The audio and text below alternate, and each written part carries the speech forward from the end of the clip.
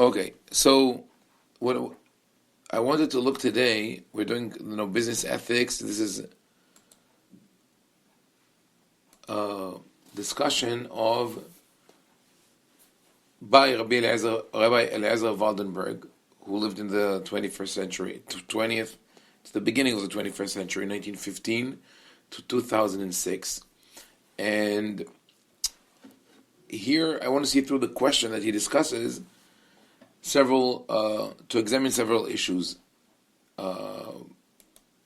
And mainly both the issues of business ethics and reliability, but also the concept of what happens when we have a certain judicial concept or legal concept that is sort of ossified and is being quoted as just a maxim, without people digging into the actual context and understanding what it means. It sometimes could even confuse legal experts. So we see the same thing in Jewish law. So the title of this chapter, this is in Tzitz Eliezer, part 7. Hi, David. Welcome. And this is part 7, section 48. And inside this section there are chapters. So chapter 6, part 1. He says, Ma'u din ha'ne'emanut shel henvani al pinkaso. So he asks, there is a concept that a store owner, a grocer, is reliable when he reports what is written in his booklet. It's called henvani al pinkaso. It's just the word henvani comes from the word hanut, store, which is a borrowed word. It's not a Hebrew word.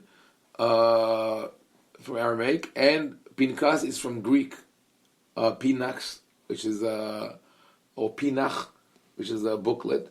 So this was practiced actually even in Israel up until a decade or two ago. That you go to the local store, the parents would send their children and tell them to put it down, to write it down. In recent years, I know from people that they keep a tab on it and they ask for the receipts. But it used to be that they would just write it down and trust the store owner not to blow up the report, right? Of course, we know that if you have enough customers, even adding a couple of cents to each one of them could go unnoticeable for them, but make money for the store owner. But with all that, there is a concept that is mentioned in the Talmud that the grocer is believed or is reliable when he introduces his booklet, his ledger. So it seems like that in this is across the border. Whenever a question happens, we trust the store owner and what is written in his ledger. The second topic discussed in this entry, in this chapter, is hatalat pshara kedei limnoa shvuah midoraita, arbitration in order to prevent or to avoid taking an oath. So we spoke about the concept of the oath in the context of religion and business ethics, and in the sense that one of the tools that reins people in the business world, in commerce, to not deceive or cheat or embezzle or take things that don't belong to them, is the reverence of God. The fact that they revere God. God is omnipotent, God is omniscient. that is what scares them away. So, otherwise they would have done it because nobody sees them. But once they know that there is a supreme judge that sees them at all times, they are more cautious. And in that vein, we have the idea of Shavuot Doraita, the oath that someone takes to sustain his claim that he owes or he doesn't owe money.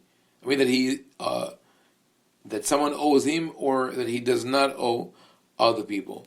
So usually a person would take an oath to avoid paying.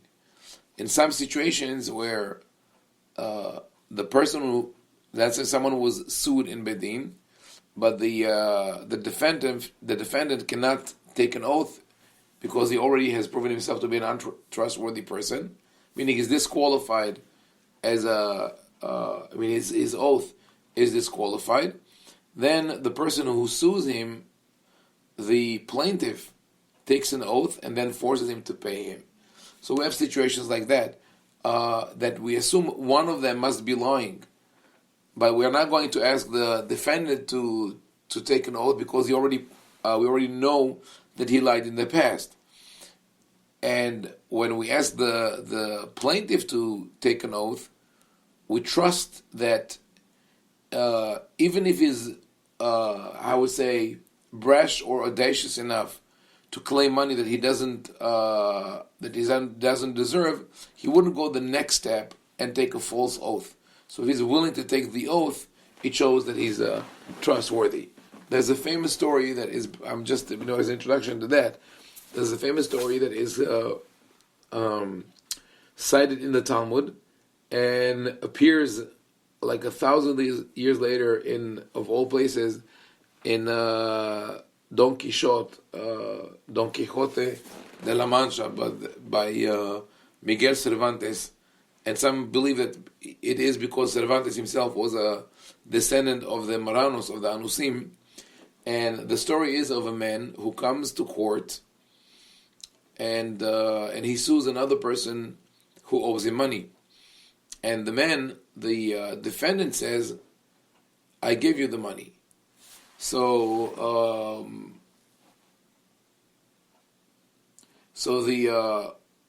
the Bedin, the court, forces the defendant to take an oath that he gave the money to the plaintiff.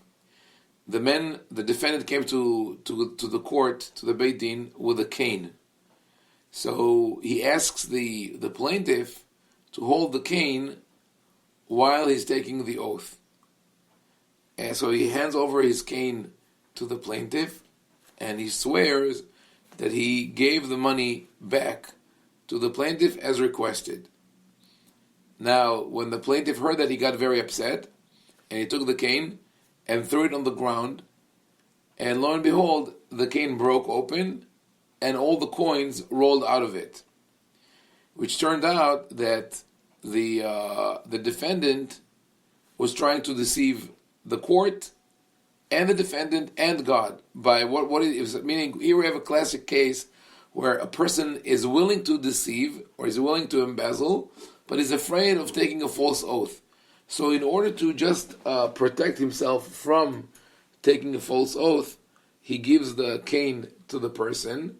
So this way, when he says, "I already gave it back to him," he's saying the truth. But he will reclaim his cane after this and will go home.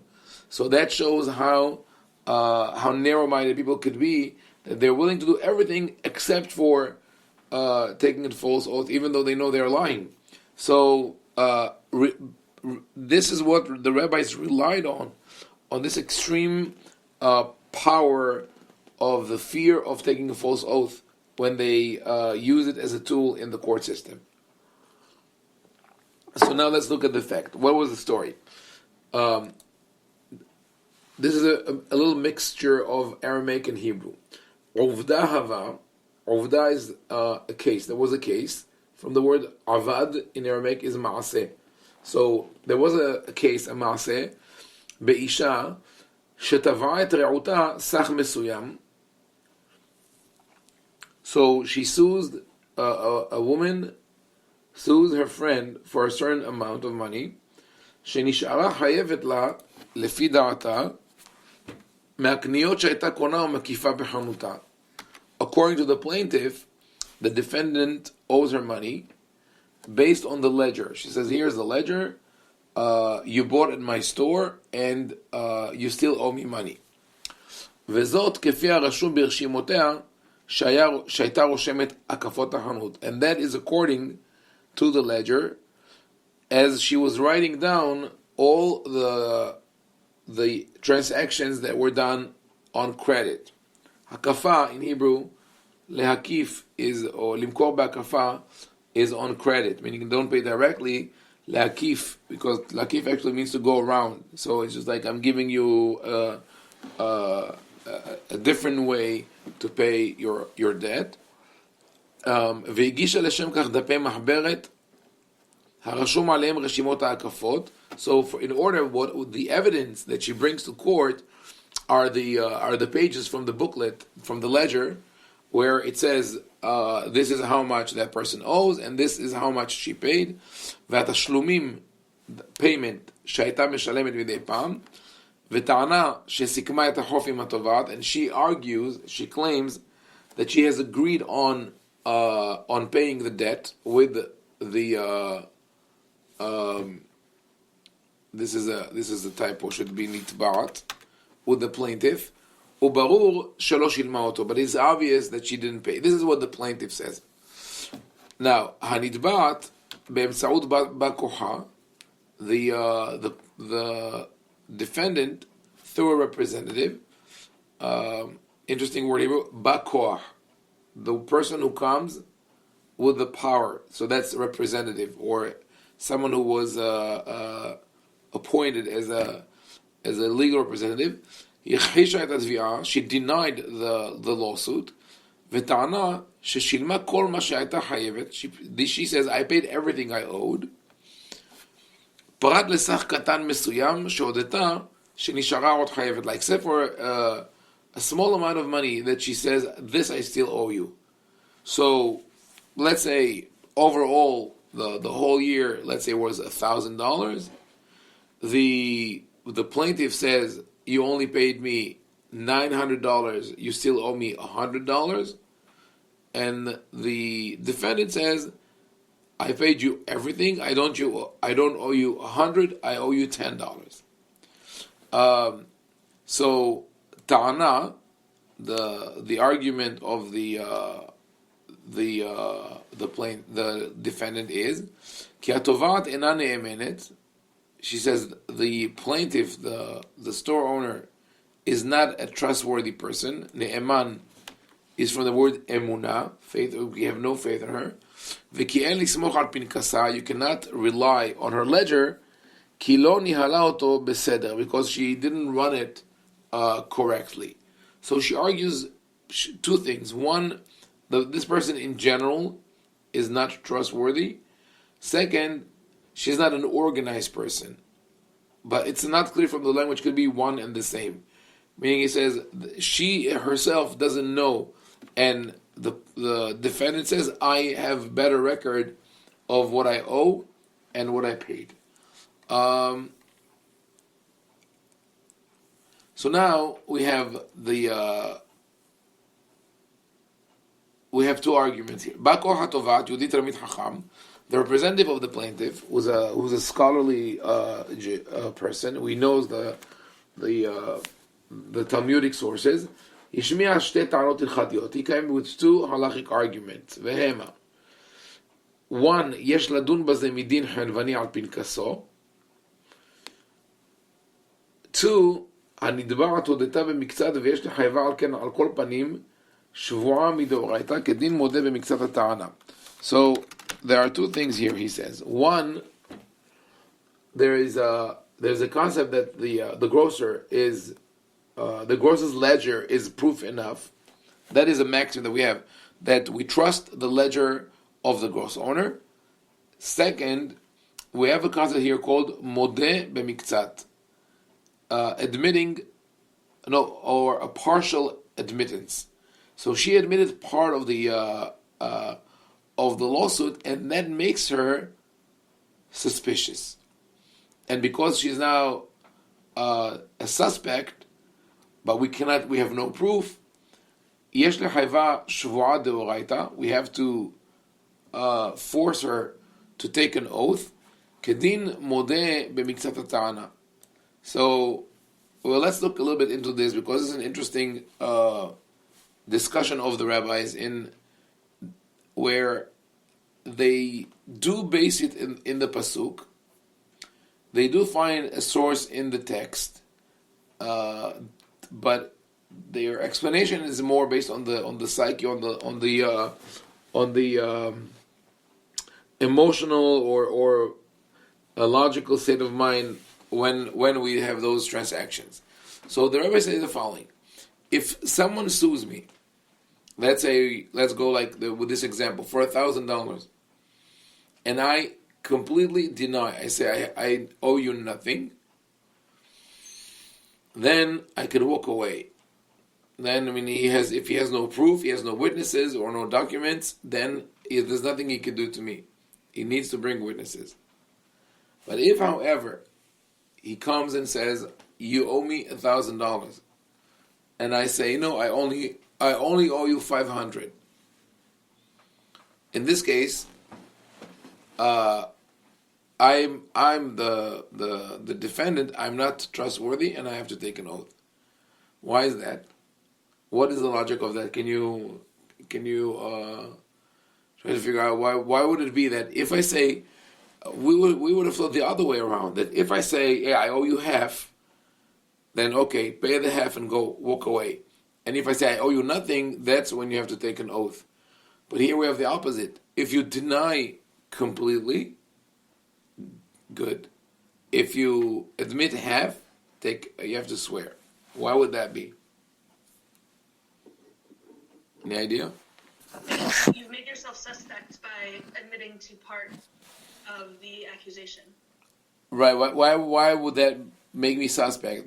In what sense? I agree with you, but why would that be suspicious? I'd say that it's easier for a person to come up with or to stand by a partial lie than it is a complete lie. So in his mind, he says, "Okay, I can make a small lie, but I don't have the audacity, the chutzpah, to completely deny it." Right. So this is what the Talmud says, but the Talmud adds another element, and that's the element of gratitude. They say the debtor feels a sense of gratitude towards the creditor because, after all, he helped him when he was in need, and he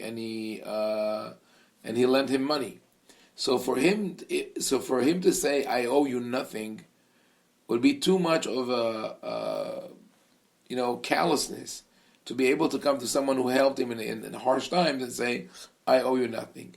So really, he would have paid everything, but he doesn't have the money right now. So he thinks, instead of admitting that he doesn't have the money, maybe he doesn't want to embarrass himself, he will say, "I owe you half," and then in the future, if he will find a way to pay it, then he will pay it back. So that's an interesting argument to explain the concept of modeh b'miksat ha'ta'ana. Like you said, it makes him a suspect, and we assume that he doesn't want to create a big lie and defend it, but a small lie, it's okay.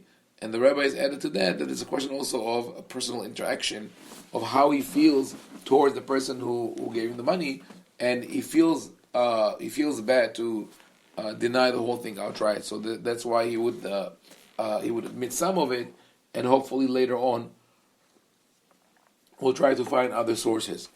So here we have an interesting question, because the concept, as I said, was derived from the biblical text. They took it from the pasuk in Shemot, that when someone deposits money or claims money from another person, and the other one denies, then they say that they have to come to the judges, and the Torah says, "Asher yomar ki hu zeh yeshalem." Like if I'm going to pull up the pasuk and show it.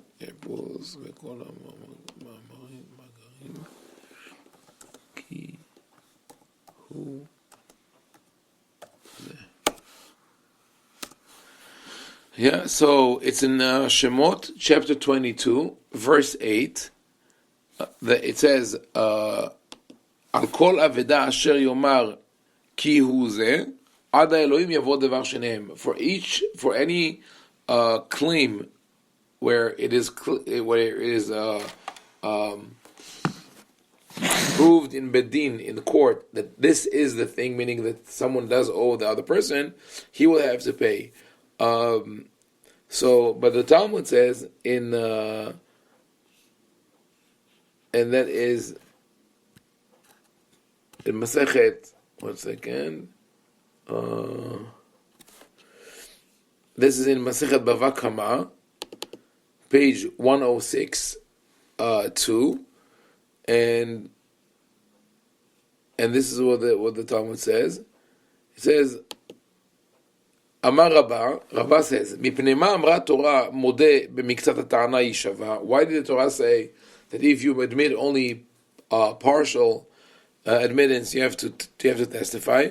Hazaka en adam ya'iz panav b'fnei ba'al chovo. We assume that it is embedded, or like it's innate for a person to not deny completely a favor that was done to him. And actually, he of course would have wished not to pay at all, but he doesn't do that because he feels indebted. I mean, he feels gratitude. And so, or on the other hand, he would give him everything, but he doesn't have right now. So the Torah forced him to take an oath, and they take it from the word kihuzeh, reading it as kehuzeh, only part of the whole. Now, why is it important? Because on one hand we have a halacha that it seems to be derived from the Torah. On the other hand, the rabbis tell us why this halacha, what is the operation process behind this halacha. So we ask the question, what does this hold also with the IRS, for example, or with an entity where you don't have personal relationship with, right? Well, we say that if someone, if the IRS says you owe $1,000 and the person says I owe $500, let's say in a Torah observant country, right? Will the IRS be able to tell him, okay, take an oath and rely on it? Let's say they cannot audit that person. That would be an interesting question. So the same, I mean, the Henvani, the grocer, I would say maybe falls in between the two categories, because the question would be if the whole idea of gratitude towards the grocer exists here or not. Meaning, do we say that person who admits only partially is actually lying, but he doesn't want to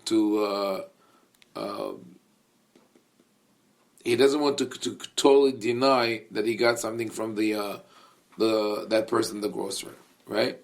So I think it falls in between, because on one hand, it's not a regular loan that that person relieved you on harsh times, but on the other hand, it does help for the customers that the grocer does that, and there should be some level of gratitude. So maybe we can apply the law that if you partially admit, you'll be forced to take an oath. So he says this. So let's start with the first concept of Henvani al pin kaso, the grocer's ledger, right? V'hineh lichora tzaddak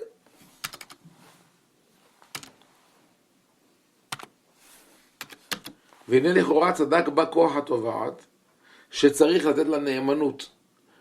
It seems that the representative of the plaintiff is right, and she should be trusted based on what the ledger says. So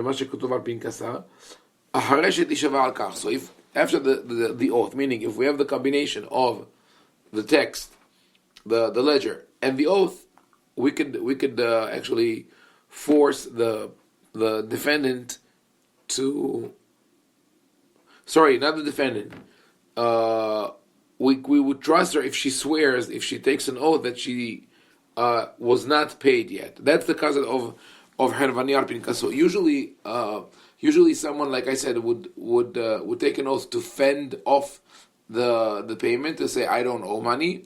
In this case, the rabbis, the way they describe this halakha, the grocer, he is the one who takes the oath. מדין חנווני על פנקסו. דהרי אחי שנינו במשנה מסכת שבועות דף מ"ד עמוד ב'. He says this is the way the Mishnah is cited. I mean, this is in a Masechet Shavuot that deals all with the laws of oaths and swearing in court.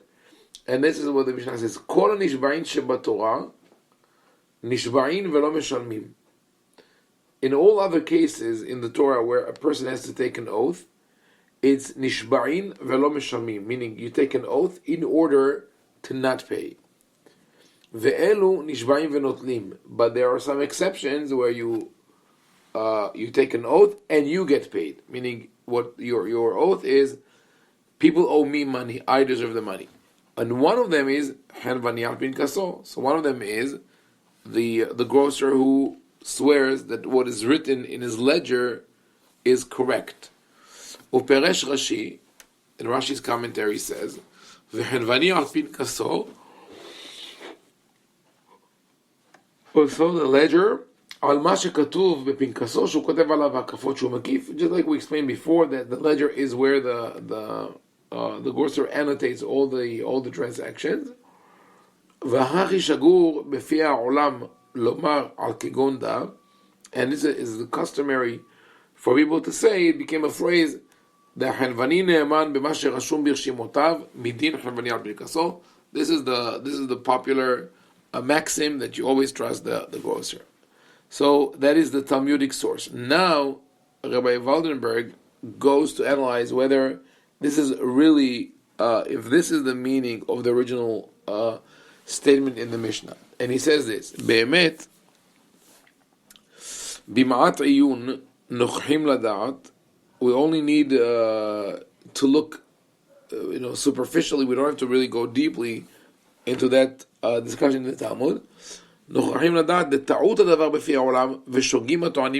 whole thing is a mistake. And those who argue that you always trust the Hanvani are mistaken. Why? Because at the end of the Mishnah, Beseifa de Matnitin, Katuv beferush, it clearly says, Hakavana al Hanvani al Pinkaso shekatuv bereisha, lemor. So the Mishnah itself explains this concept of Hanvani al Pinkaso. I'm going to stick with the Hebrew phrase now. So what is so the Mishnah says Hanvani al Pinkaso ketzad. What is the case? When do we trust the Pinkas of the Hanvani? Lo sheyomar lo katuv al Pinkasi she'ata hayav 200 zuz. The grocer cannot say, it is written in my ledger that you owe me 200 zuz. Ela omer lo, but rather, what we talk about this, ten libni sa'atayim hitin, ten lepo'alai besela ma'ot. Hu omer, natati, ve'em omrim lo natalnu. What happens here? That we have a dispute, we have a three-way dispute between the grocer, who's the plaintiff, the customer, who is the defendant, and the in between, the representative or someone that received the goods. Meaning, we deal with not a regular case where I buy the goods directly from the grocer, but rather in a case where I want someone else to receive it. So I come, it says this is the case.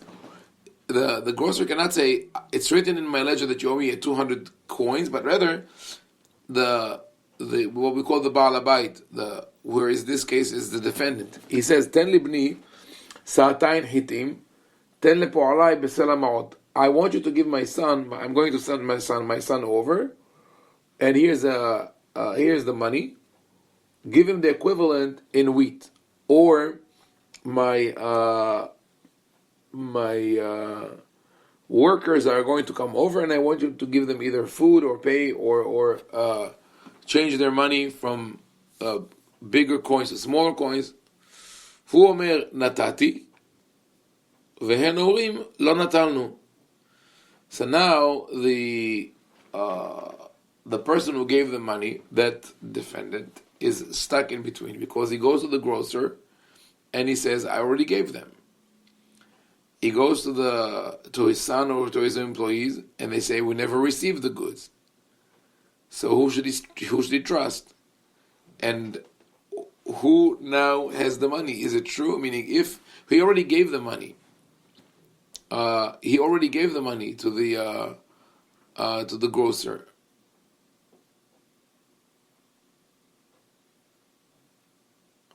Sorry, no. He already gave the permission to the grocer to give the goods. He asked him to do that. He delegated this to him, and the grocer said, "I did what you told me to do." And meanwhile the employees or the son said, "We never received it." So what? In this case, and only in this case, only when there was already a sort of a verbal contract between the defendant and the plaintiff, between the Baal Havait, as you call him, and the Hanvani, and he asked him, "I want you to do this and that." Only then the Hanvani can say, "I followed your directions, and now give me the money." And he says, "Oh, but they said that they never got the goods, right? Whether it's his son or the employees, they never got the goods." The grocer says, "I'm very sorry. You trusted me. Now you have to follow me. He already gave me this kind of authority." So Rabbi Waldenberg goes on to explain. Says, "Harei lamadnu דלא נתנו בסתם נאמנות לחנווני על פנקסו, שיוכל תמיד לטעון כך כתוב וחתום על פנקסו." It's not a blanket statement that the Hanvani can always come with the pinkas, with the ledger, and say this is what is written, and the customer would have to take. The customer is actually. What did this happen? It says הלוקח מוכרח לקחת אצלו בהקפה בגלל חוסר בכסף מזומן. Why is the customer taking this merchandise with credit? Because he doesn't have right now cash flow. So he's in a weakness position. So to make him masur beyado kechomer beyad hayotzer, to hand him over to the grocer, who will be able to constantly say לטובעו בכל מה שירצה ולבוא בטענו כלפיו כך רשום בפנקסי. You want the grocer to be able to demand money as much as he wants, and say, this is what my ledger says. אם כך אתה פותח דלת לחנוונים רמאים. If this is the case, you are actually creating a breach which allows deceitful merchants שיוכלו לתבוע מלקוחותיהם, that they will be able to sue their clients, כל אשר יעלה על ליבם לרשום בפנקסיהם, whatever they would want to write in their ledgers, right? אלא צריך שיהיה רגליים לדבר שהלקוח נתן לו נאמנות על כך. So I'll explain what is רגליים לדבר. But first of all, let's go back for a second here.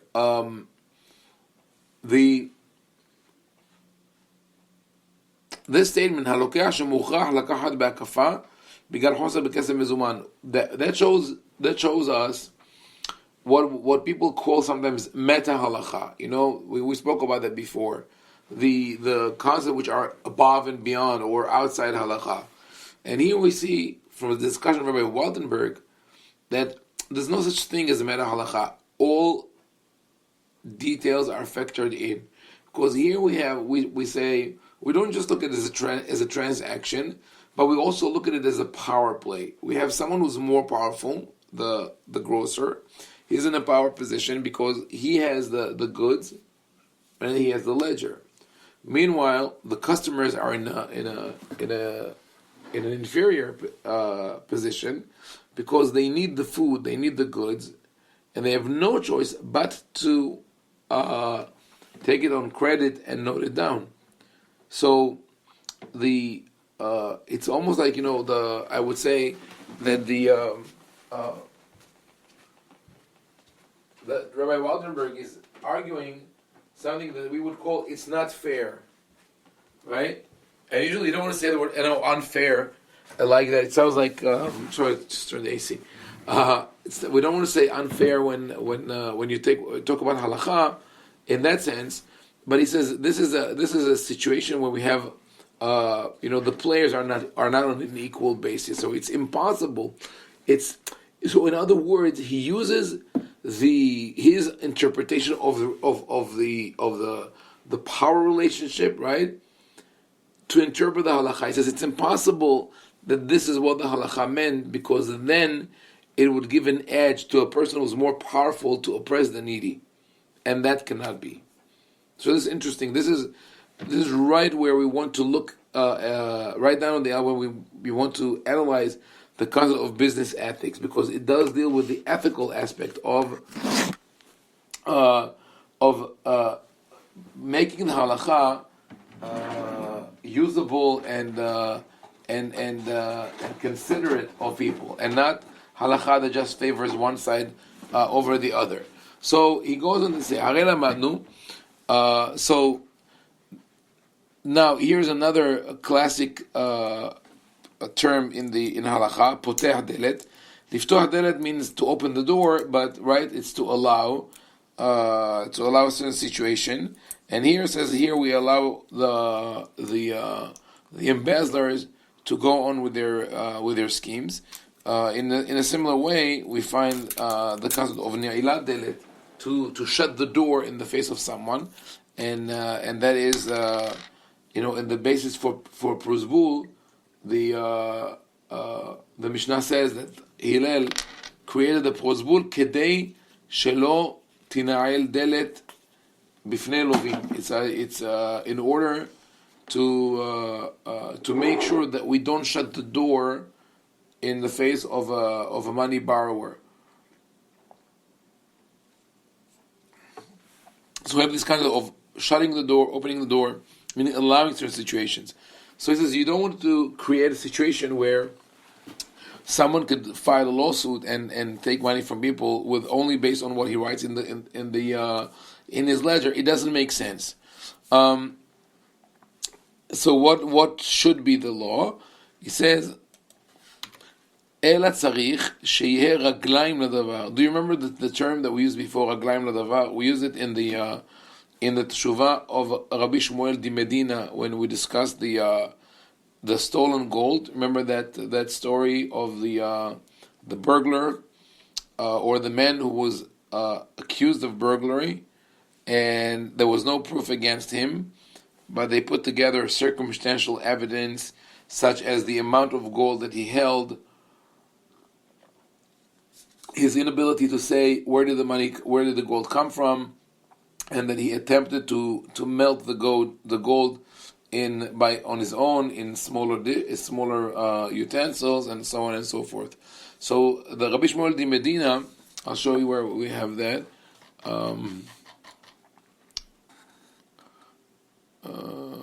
Uses the term raglaim ladavar. One second, let's search document here. Maybe it's not there. Here. Oh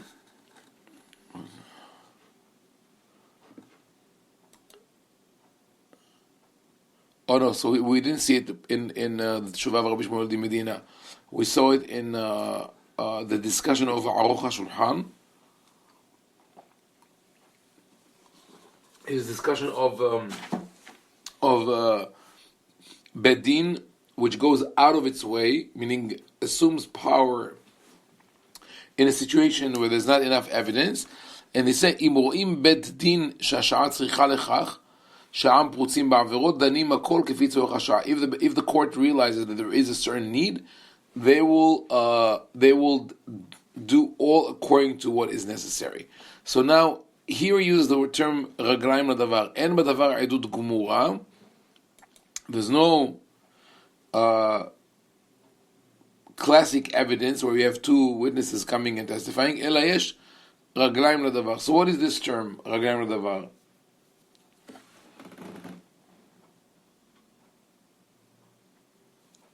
Remember that we discussed that. What is the term?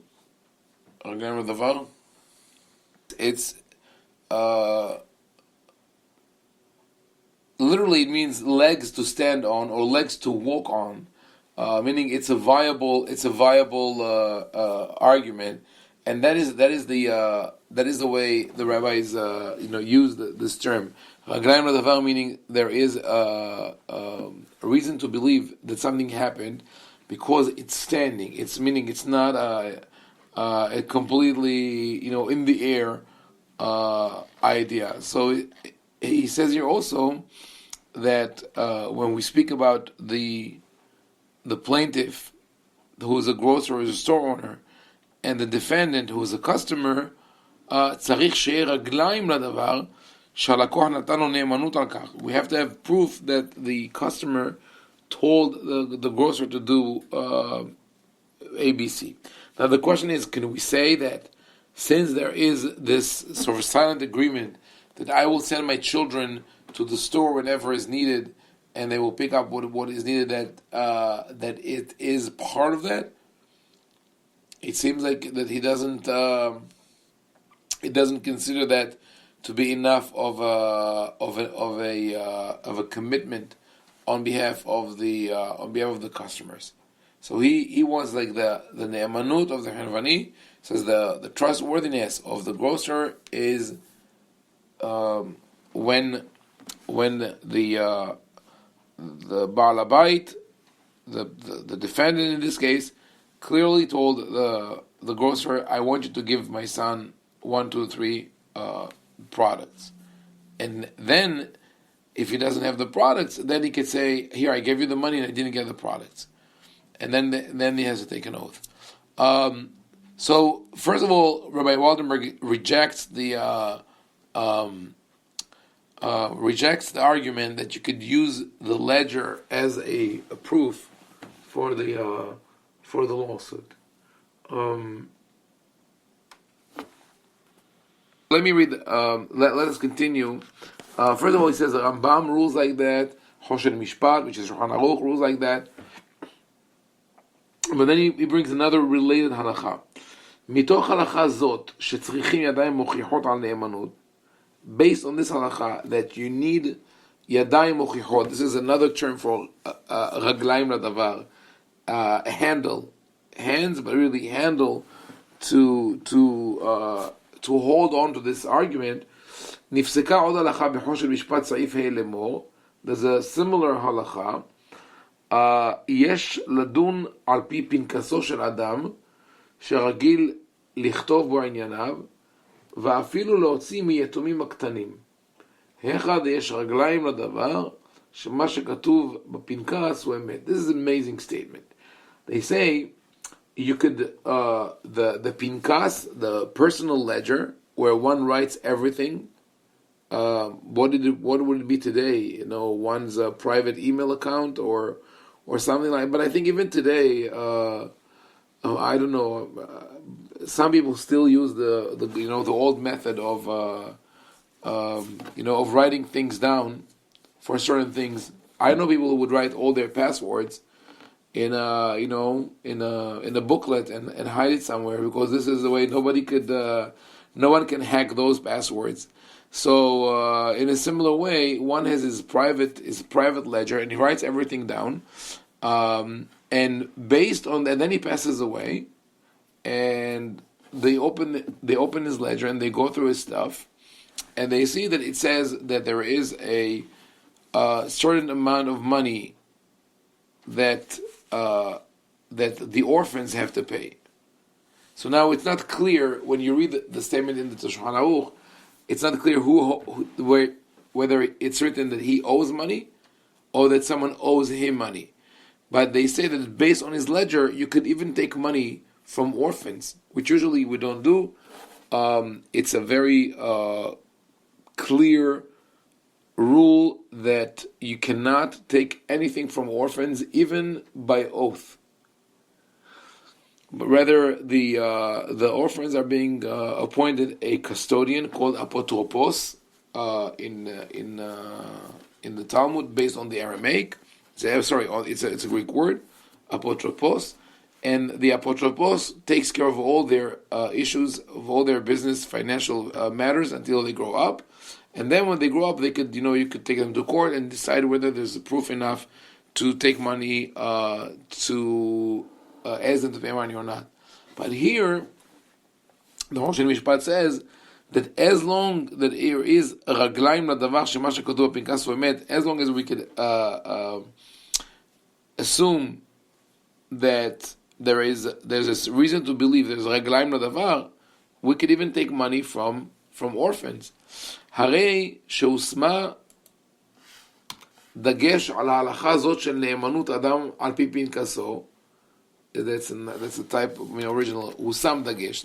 The emphasis is placed on, when we say ne'eman apinkas, the ledger is trustworthy. שצריך שיהיה רגליים לדבר וסיבות מוכיחות שאומנם מה שכתוב שם הוא אמת. I mean, it's not enough. We need a combination of both written material and a reason to believe, an assumption that is based on human nature or on the type of relationships between that person and the person who owes money, etc. וברור לפי זה איפה, and therefore it is clear, דמה שחנווני יושב ורושם בפנקסו הקפות וחובות של לקוחותיו, that the fact that the grocer would sit down and in his store and write, this person owes me money, etc. אין בכך שום רגליים לדבר לומר שמה שכתוב הוא אמת. There's no proof that what he writes is true.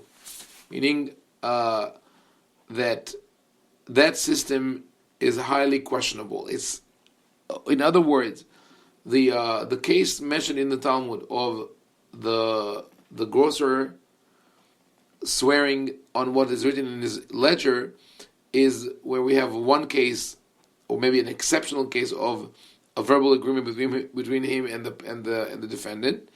But to assume that this is a system that could run on a regular basis, that the grocer would sit and write whatever he wants, or assuming that he's writing the truth, and to make people pay for that, that's impossible. So either it's the question of like an honorary system, where the as long as everything goes right, the customers trust the grocer and they pay him whatever, it's fine. But once it is breached, the grocer has no authority to take money from the customers.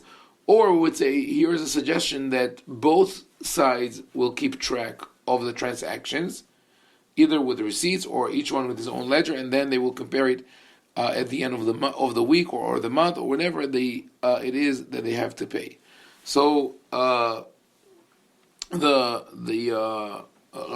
Waldenberg brought this halakha in Choshen Mishpat as in order to sustain his argument that you need to have this kind of raglayim ladavar. Now, just a question: Did you ever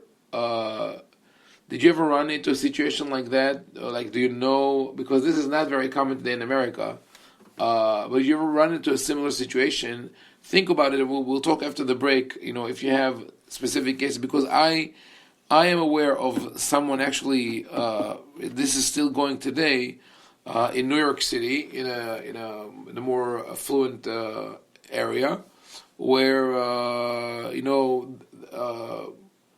people wouldn't even go to the store, but they have deliveries. So someone told me that his wife always asks for deliveries. It's a fruits and vegetables, and they deliver fruits and vegetables to the house. And he said and they bill him at the end of the year, and he gets like something which he says probably triple the amount of money that we would spend on fruits and vegetables. Again, this is a very high-end neighborhood.